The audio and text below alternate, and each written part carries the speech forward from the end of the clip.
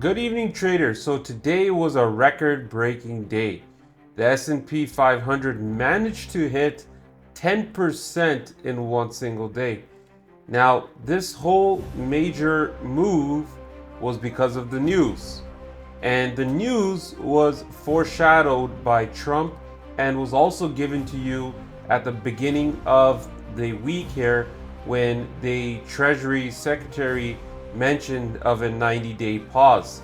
This news of a 90-day pause is what triggered a massive rally that we've seen from SPX, where it went to from a low of 4,800 to a high at around 5,500 approximately.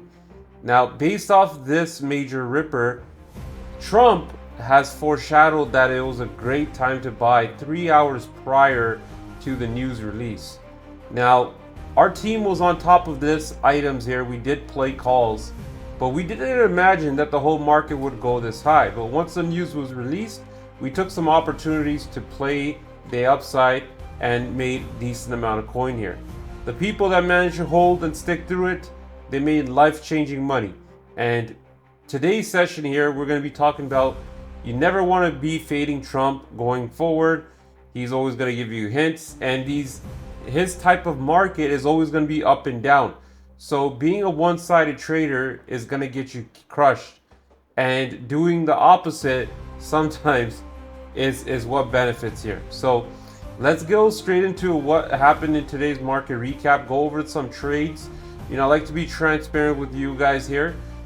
We only had, a couple of trades. I believe one trade that didn't work out, but still, it's important for us to highlight the achievements and the failures so that way you guys know exactly what you're dealing with when you decide to join our mentorship program. There's no way that any other service can be perfect, but being consistent is what we are all about, and being transparency is number one objective in our Discord channel. So we'll go over our trades, talk about the reason why we took it and how it did overall in comparison to the market. So we had a very successful day here, and if we go over our trades here, we start off from the morning. So we had bought the Tesla 260 call at 1.38. Now, the reason why we decided to take this trade here is because Tesla was showing me a lot of bullish strength in the AM. We waited for a little bit of a dip on this stock here. So if we go over here, we noticed that, and this was near the open, that it was above the upper WAP. Its premiums were relatively strong here, and it was kind of chopping here. So this trade, when we first got in, was a nice 50% winner for the team here as well. We were also looking at Apple puts. So the Apple puts that we were eyeing, these were going for $6, but we wanted at 1.2. So by analyzing the premiums here, we had determined that the puts still had a long way down to go, meaning that the calls would likely outperform here. Now, this is very important to note here, because when you're looking at the premiums, it gives you a lot of hints. When the puts are too expensive, it means that the value needs to go down. So that likely means that calls will do better. And that's important to understand when it comes to trading. And when you look at the premiums here, so the 260s was definitely on our watch right over here. And we noticed that with this being a great opportunity to get into, because the momentum was strong, these 260 Tesla calls ended up running to 16. Unfortunately, we sold it prior to the news release. So we did make around 40-50%, but we just wanted to highlight the first trade of the day, and that was a Tesla play. Now, going back to the Discord, and by analyzing that put premiums were way too expensive for the downside, causing the market to move, we were looking at this Apple and we waited for that. We had sold those Tesla calls later during that day, and this was our first bad trade that we gave here, okay? This QQQ 410 put here. So this one didn't end up working out at all, and that was pretty much a dud.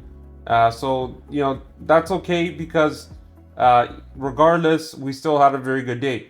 We ended up buying BABA 190 90 puts. These BABA puts were actually pre-announced. Okay, so let's see if we go over here.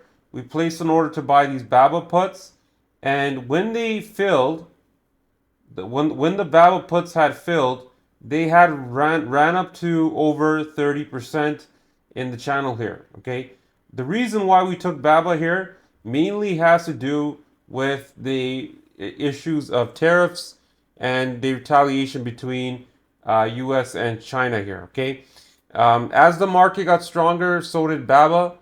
But this was a nice 30% winner that we're still holding for now, because when the market was strong at some point earlier today, BABA was weak. But the thing about this market here is you never want to buy the high of the day premium. So it's very crucial never to buy high of the day premium. You always wait for a little bit of a pop, because we got in pretty late, and this is where it started to dive. We got in around over here. So by getting into the pop over here, we managed to get 30% return when it dipped here. And this is as soon as this had happened, the market started to spike. But if we didn't get that news, I was pretty sure that we'd probably see a claw back all the way back down here. So that BABA 30 was the best, 90 put entry was the best entry to get in during that whole downside here. So I would consider that a good play that some people actually took profits on. Okay, the next play that we did is we took MSTR 300 call. Now, surprisingly, this was a fast moving play once the market started to run. When the market started to run, a couple of things you always want to do. You want to look at the stocks that have, first of all, a lot of volatility, and second of all, historically have major moves. So when Trump told everyone to buy, and when he told, when the news later broke out that there was a 90-day pause on tariffs for countries around the world except China, then we knew that we had to take MSTR 300 call here. Okay, now knowing that the 300 call, if we look at MSTR here, it was within our model range here, so it had a lot of opportunity to explode. You can see that our model pretty much got the bottom called out for MSTR close to 234 here. Okay, so these numbers are pinpoint accurate here. So the bottom was in once that news was out. That's why we decided to take it. We took a nice 60% of it, because the problem here, guys, is that when the market moves too fast, premiums explode, and you can get instantaneously. All it takes is one little red candle and you will lose all your premiums. Okay, so we take advantage of the opportunity of the IV. You make your money fast, and if you want to buy again, you can. But if it goes higher, so be it. But there's a high likelihood that big sellers come in, and pretty much you lose all your quick gains. So when you take these kind of trades, you got to understand a game plan. My game plan was to go in, go out. Okay, you're running into a burning building here. Get whatever you want and get out. Okay, if that's your game plan. If you want to hold and you can risk the profits, because you are buying when the premiums are at their highs. So whenever I buy the premiums when they're at their high of the day price, I like to always cash out fast, because most of the time when you buy the high of the day premiums, it always comes back down. In this case, it didn't end up doing that, but that's fine, because the news was there and we didn't want to take that risk. Since we had $2,000 on the line and you made a fast gain there, that's not so bad, and it was like within 3 minutes, right? So that was kind of fun game to play here. Okay, so as I mentioned earlier, when news hits of a 90-day pause, you buy the risky assets, because the risky assets are going to be moving. There's some people in the room that bought slower moving stocks like GS and banks. They ended up working as well, but the fast money is going to be coming from stocks like AppLovin and MSTR. So we decided to get the AppLovin 300 call. Now the AppLovin 300 call here, right, was somewhere the 300 was way beyond our numbers. So we knew that we had to take profits out of this, okay?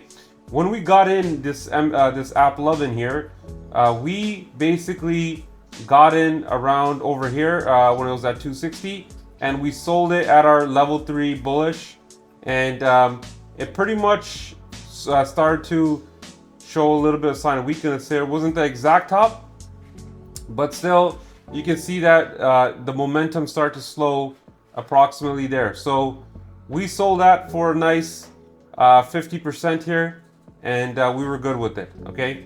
So that was an awesome thing. And the MSTR calls, I actually was holding a very large position, bag holding it since last week, and my MSTR 320 calls actually went from negative 90% to almost positive, and I decided to cash out then to recover the capital. So every trade that I've been hitting on this week, you know, this play was already covered from all the success, but now I got my capital back and I made all the money this week.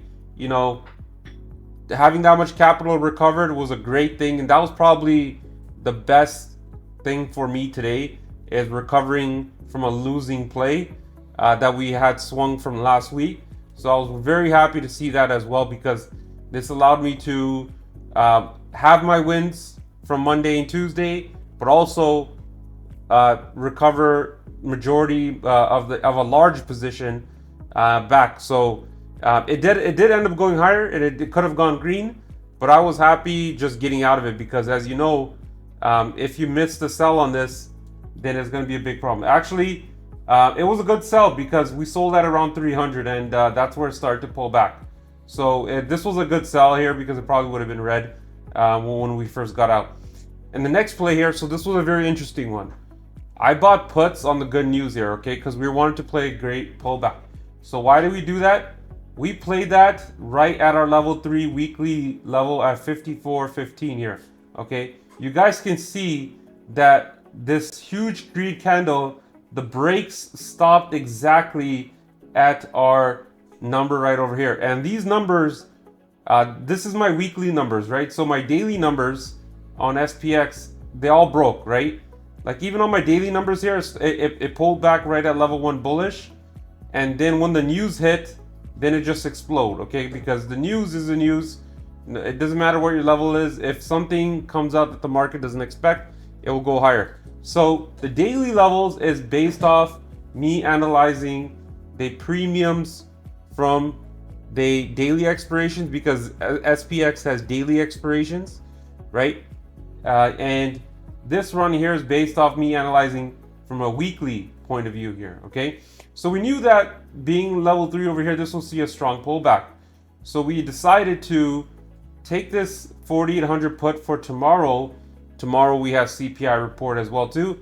And the IV on this was very high, and the deltas was so low, okay? The deltas on this was 0.03, meaning that it's gonna be hard to make money, but we took it anyways because we didn't want to pay for anything else, right? So it was $5. We ended up taking 8.75, which was a nice 63% on the downside.